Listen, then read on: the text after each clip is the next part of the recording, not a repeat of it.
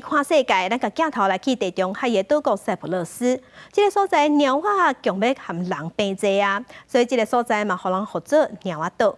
也毋过伫今年初，博管鸟灾，各大已经有超过30万只鸟仔死去啊！若进口的药啊，佮贵松松，要治好一只鸟仔，上无就要开新台票24万才医会好，主人根本就无法度负担，致使当地鸟灾疫情愈拖愈严重。Hi, baby. Oh my God, I want to take him home. 见到人就念啼啼，爱人共鸟啼，不时就鸟鸟叫。地中海岛国 Cyprus 是出名的鸟岛，鸟咪的数量有几百万只，差不多甲人变做。行啊岛、看啊岛，个性亲切，感化袂少人的心。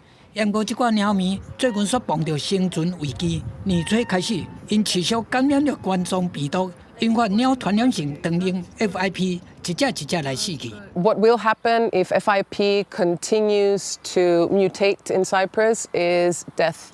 The numbers of cats will be severely diminished, and it's not just that they're dying in excruciating pain.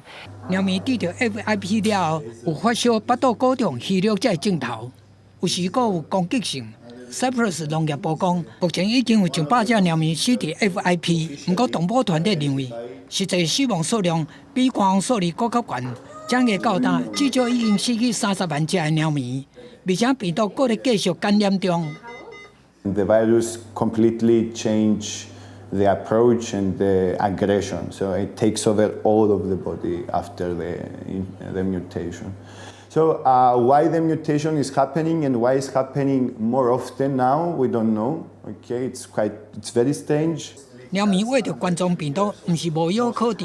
不过，即摆2种药啊，其中一种无通过当地政府授权许可，另外一种进口药是计效伤悬，一只鸟要开3000到7000欧元，大约10万到24万台币，才会当治好。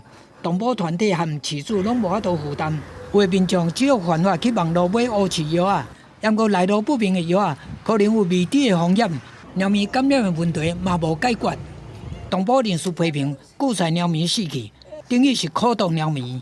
若是政府无提出办法，鸟岛落尾恐惊会变作死鸟岛。Cyprus 政府讲，正在研究欧洲相关的治疗药品，会全力来抢救这寡鸟咪的性命。公视新闻，徐婉玲编译。